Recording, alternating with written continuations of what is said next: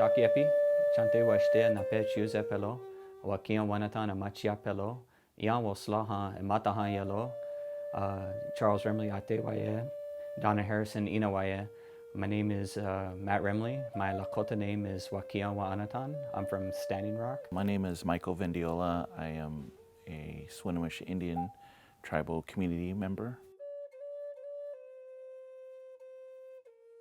My name is Colleen Echohawk. I'm from the Pawnee Nation of Oklahoma, and I'm from the Metasta people of Upper Athabaskan.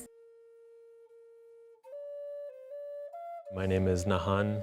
I'm Tlingit on my mom's side, and I'm also Inupiaq. My father is Paiute and Haida.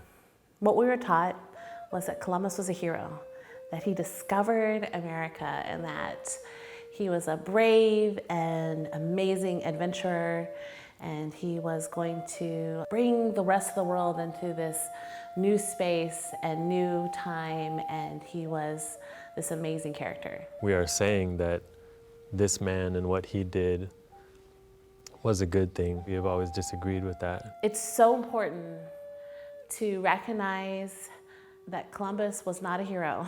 If you look at things like United States history, there's nothing mentioned about Indigenous people and the reality of what happened. And we got to look at things like, well, why are some of our young Native students not being successful? Are they being taught the truth, and do they want to be successful? We've been beaten down so much by these different institutions, educational system being one of them. And here you have a federal holiday recognizing a man who committed genocide.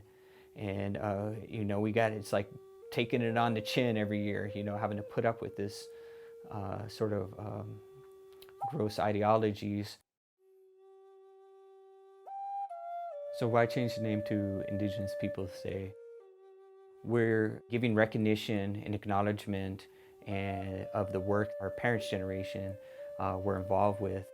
Indigenous Peoples Day was an outgrowth of American Indian Movement and International Indian Treaty Council, who came together and said, we're going to go to the United Nations and we're going to seek the change of Columbus Day to Indigenous Peoples Day. 4 or 5 years ago, I worked with Affiliated Tribes of Northwest Indians, a body that has 58 tribes from Alaska, Washington, Idaho, Oregon, Northern California, Western Montana. Tribal interests represented. They passed a resolution calling on the abolishment of Columbus Day to replace with Indigenous Peoples Day. We have tried to get the city council, but never found any council members who were willing to sponsor the resolution. Until last year, I reached out to city council. Kashama Sawan's office got back to me, and it actually was her, and said, hey, this is absolutely something we would sponsor. You write the resolution and I'll sponsor it. So I drafted a resolution, sent it out to other members in the Native community to give voice and input and edits and those sort of things. In September of last year, we put a call out for people to show up to City Hall, bring your drums, be ready to give some testimony.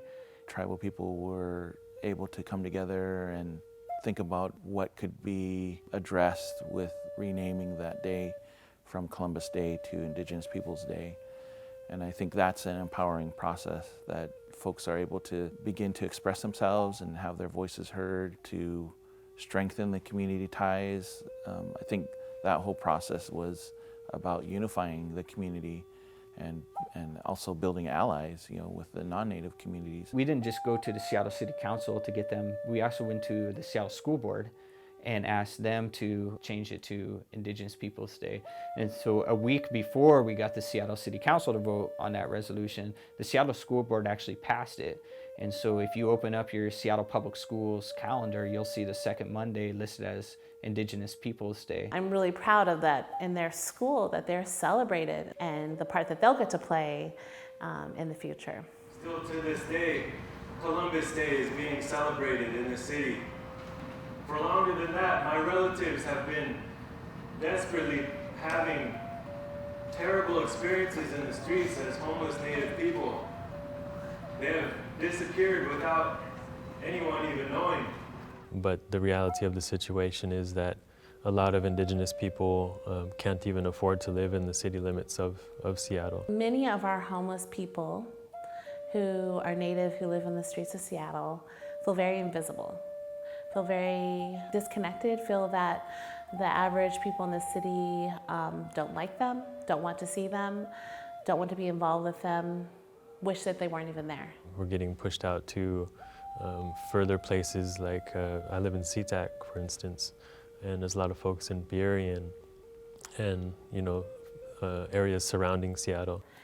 And I think that the passing of Indigenous Peoples Day is a recognition. I hope that when, you know, as this becomes our mainstream idea in this city, the Indigenous Peoples Day, we're celebrating that day, that when someone sees a Native person, that they're gonna think about the Indigenous history of this country. And they're gonna remember the genocide, the relocations, the reservation system, the boarding school systems, and they're gonna remember all that historical, generational trauma and the current trauma that people are experiencing. In particular of this resolution is the calling on the Seattle Public Schools to fully implement the guidelines of House Bill 1495, which seeks to implement the tribal sovereignty curriculum. One of the things we wrote into the resolution was the City Council to call on the Seattle Public Schools to formally adopt and mandate the teaching of the since time immemorial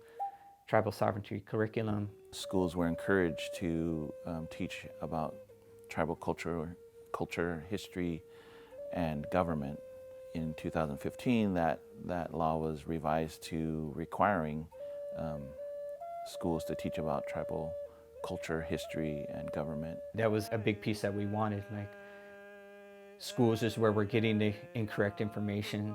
Here's an opportunity to provide correct information. I think that for many years that the Indigenous voice has been missing, and I think that there are elders and our young people that have answers to many of the world's problems, and that this is acknowledging Indigenous Peoples Day is just the first step of making something very wrong very right. I would hope that with the implementation of since time immemorial curriculum, that it will provide Indigenous students with a sense of pride. One of the more important parts that I've seen come out of this resolution was a sense of voice and empowerment that was shared with a broad spectrum of Native peoples.